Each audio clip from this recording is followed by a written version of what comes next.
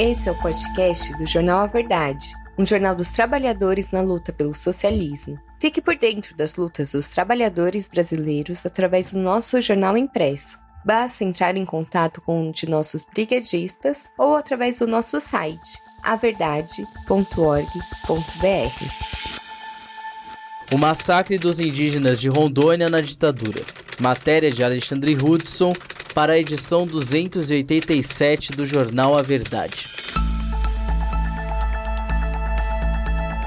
Em julho de 2023, completaram-se 60 anos do massacre ocorrido inicialmente em uma aldeia localizada no paralelo 11 Sul, o 11º abaixo da linha do Equador e um dos mais perversos episódios da história da região amazônica brasileira, objeto de investigação parlamentar e judicial, porém sem que nenhum dos principais responsáveis fosse punido. O massacre no paralelo 11 resultou na morte de aproximadamente 3.500 indígenas pertencentes ao grupo conhecido como Cinta Larga na década de 1960, ocorrido na área situada entre o norte do estado de Mato Grosso e a porção sul de Rondônia. De acordo com a plataforma socioambiental Indígenas no Brasil, o termo Cinta Larga foi uma designação genérica criada pelos não indígenas e adotada pela FUNAI devido ao costume dos grupos de usar uma larga cinta de entrecasca de árvore em volta da cintura. O grupo do Cinta Larga viviam e permanecem no sudoeste da Amazônia brasileira,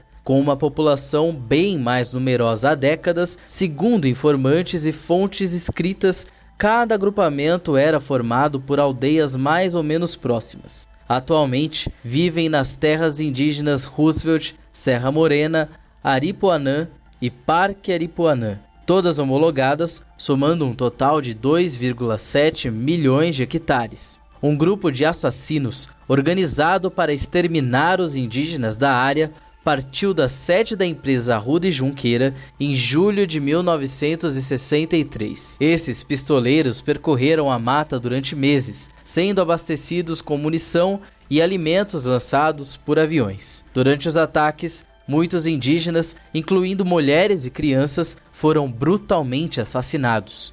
Alguns desses atos foram registrados em fotografia, como o caso de uma mulher indígena pendurada pelos tornozelos e posteriormente partida ao meio.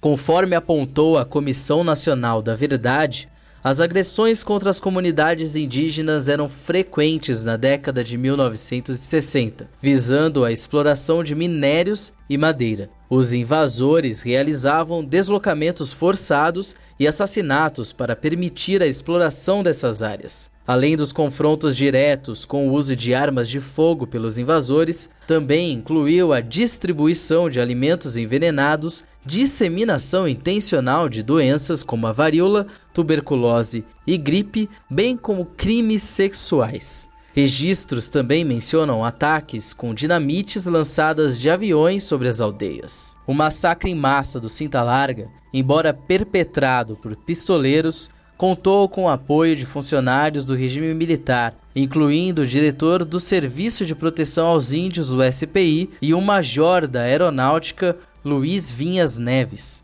ou seja, agentes do Estado em conluio com capitalistas. O golpe fascista de 1964 intensificou as contradições do SPI. Uma das razões para o golpe foi a criação de mecanismos institucionais favoráveis à rápida acumulação de capital, como as concessões de terras indígenas para terceiros realizadas pela ditadura. Para os povos indígenas, isso significou uma intensificação da expropriação de suas terras, mais doenças, mais massacres e genocídios. O relatório do procurador Figueiredo. A busca por memória, verdade e justiça que precedeu a criação da Comissão Nacional da Verdade, em geral não abordou adequadamente a situação dos povos indígenas. Estes grupos originários não eram reconhecidos como vítimas da ditadura, ficaram à margem das discussões sobre políticas de reparação e, por fim, foram novamente excluídos do processo de construção de uma memória coletiva na sociedade brasileira. Entretanto, esse cenário começou a mudar durante o período da atuação da Comissão Nacional da Verdade entre 2012 e 2014. Foi durante o funcionamento da CNV, em 2012, que veio à tona o Relatório Figueiredo, elaborado pelo procurador Jader de Figueiredo Correia. Este documento, produzido por uma comissão de inquérito estabelecida em 1967 para investigar os crimes cometidos pelos agentes do Serviço de Proteção ao Índio, foi considerado como um escândalo do século, na época da sua divulgação em 1968, devido à gravidade das denúncias de massacres, torturas e outros abusos contra os povos indígenas. O relatório tem 7.000 páginas e está sob a custódia do Museu do Índio, Barra Funai, no Rio de Janeiro, disponível online. Ele documenta casos de tortura, assassinatos, exploração sexual e diversas formas de violência praticadas por latifundiários brasileiros, funcionários do SPI e militares durante as décadas de 1940, 50 e 60. Embora o relatório final da CNV tenha reconhecido as violações dos direitos dos povos tradicionais, incluindo a recomendação datada de 2014 para que a União pedisse desculpas publicamente pelos erros cometidos, essa medida mínima não foi cumprida pelo Estado brasileiro. O trabalho da CNV, apesar de breve e insuficiente, trouxe à tona as marcas da violência da ditadura militar sobre os povos indígenas, revelando que o Estado brasileiro foi responsável pela morte de pelo menos 8.350 indígenas, incluindo as vítimas do genocídio do Paralelo 11. É fundamental continuar a luta para que as recomendações da CNV sejam efetivadas e que os assassinatos e torturadores respondam pelos seus crimes.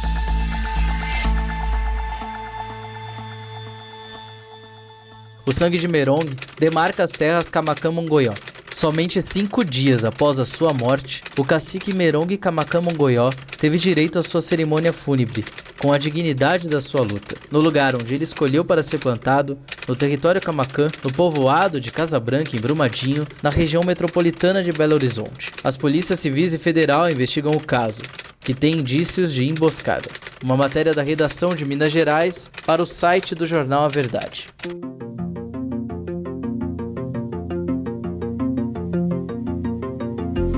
Merongue foi plantado, resgatando a memória de Galdino Pataxó, indígena queimado vivo, enquanto dormia numa parada de ônibus de Brasília em 1997, se iniciou a cerimônia que ocorreu no último dia 9 de março, de semeadura do corpo do cacique Merongue Kamakamon-Goió, 5 dias após a sua morte. Resgatando os valores dos povos originários, reafirmou-se a justeza pela demarcação de todas as terras indígenas e que essa é parte da sobrevivência e resistência dos povos originários. Essa valoração dignifica sua relação com a terra como parte fundamental da vida e que sem ela não é possível organizar a comunidade, a cultura, os valores e prover os alimentos necessários à sobrevivência de todos e todas que ali habitam. Sem a demarcação imediata de todas as terras indígenas e o devido respeito à organização e cultura dos povos originários, como estabelecem os artigos 231 e 232 da Constituição, e sem garantir a proteção à saúde e aos territórios, mais lideranças indígenas seguirão sendo assassinadas. Um primo do cacique Merongue diz: a justiça existe para punir os pequenos e isso é um absurdo. Onde estão os direitos das crianças? Cadê o Estatuto da Criança e do Adolescente para proteger a menina de 9 anos que está sendo processada pela Vale S.A.? O advogado Marco Antônio diz, abre aspas, a decisão judicial, ao atender pedido da mineradora Vale para impedir o sepultamento do cacique Merongue, praticou uma violência institucional e representou absoluta falta de empatia e respeito ao princípio da dignidade da pessoa humana. Uma criança de 9 anos figura enquanto parte no processo de reintegração de posse, sem seus representantes legais e foi intimada por oficial de justiça. É outra violência. Isso viola o artigo 227 da Constituição Federal. Temos que lutar para garantir o respeito aos costumes e a organização social e política dos povos indígenas. É um direito. Seguindo os ritos da cerimônia, o cacique Carajá, dos povos Pataxó, do sul da Bahia, tomou a palavra. E além de render homenagens a Merongue, denunciou a mineradora Vale S.A., afirmando, abre aspas, essa tem interesse no território brasileiro e os governos se enganam em pensar que a Vale está aqui para ajudar. Foi a Vale que enterrou vivas mais de 270 pessoas. A região sempre foi território de passagem para os indígenas que se deslocavam pelo território brasileiro desde o sul da Bahia. O cacique finaliza dizendo que, assim, o minério que existe aqui é nosso direito esse território e não vamos sair. Queremos nossas terras legalizadas. Nós não invadimos o Brasil. Não vamos sair daqui. Ainda durante as homenagens, o cacique Arapuanã, da retomada dos povos Chucuru-Cariri, também na região de Brumadinho, declarou: foi cortado o tronco, mas não a raiz. Merongue está plantado aqui. Eu sempre digo que a única luta que se perde é a luta que se abandona.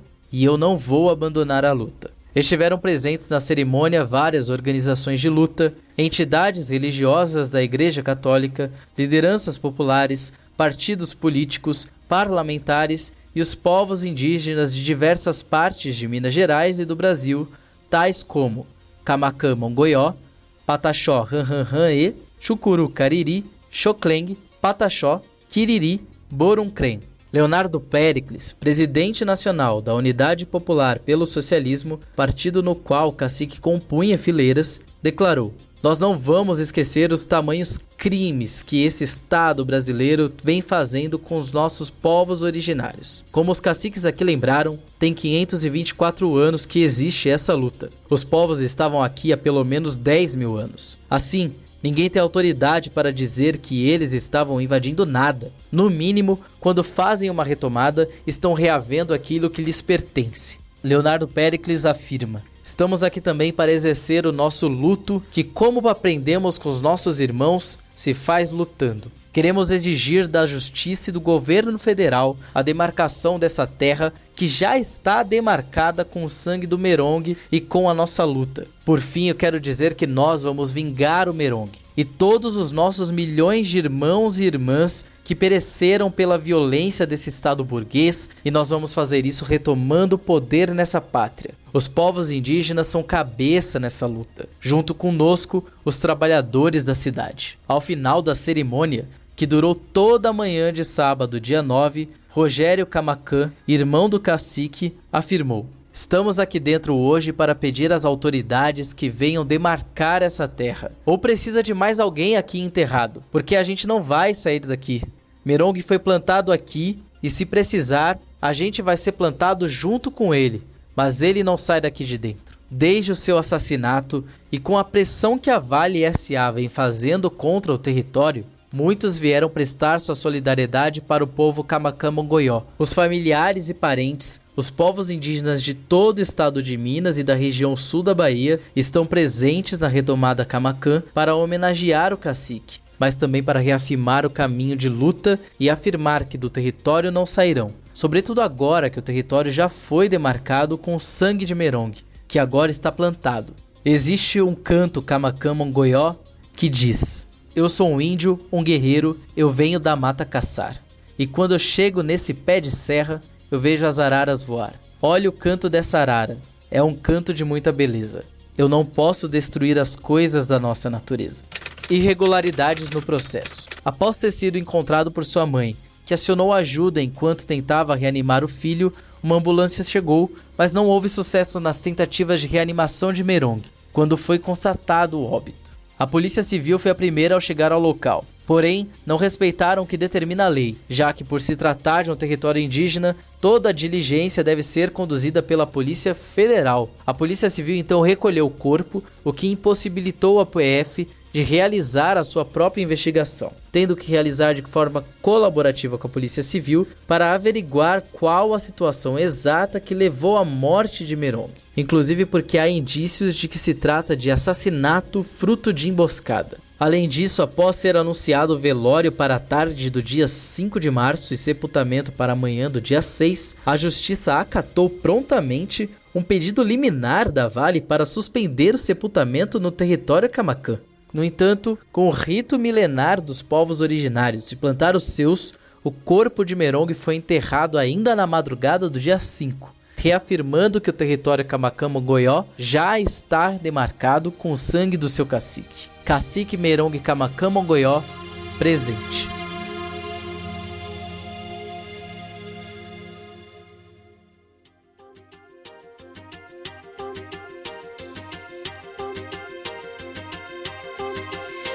Você ouviu uma matéria do jornal A Verdade, um jornal dos trabalhadores na luta pelo socialismo. O nosso jornal não depende dos grandes ricos para se manter. Construímos há 23 anos uma mídia popular e independente. Para apoiar, considere adquirir o nosso jornal impresso com nossos brigadistas ou fazer uma assinatura através do contato no site averdade.org.br. Você também pode apoiar o A Verdade e os movimentos que constroem o nosso jornal através do nosso Apoia-se. É apoia.se/movesociais. Ambos os links estarão na descrição do episódio. O programa de hoje fica por aqui. Não deixe de nos seguir nas nossas redes digitais para não ficar por fora de nenhuma notícia.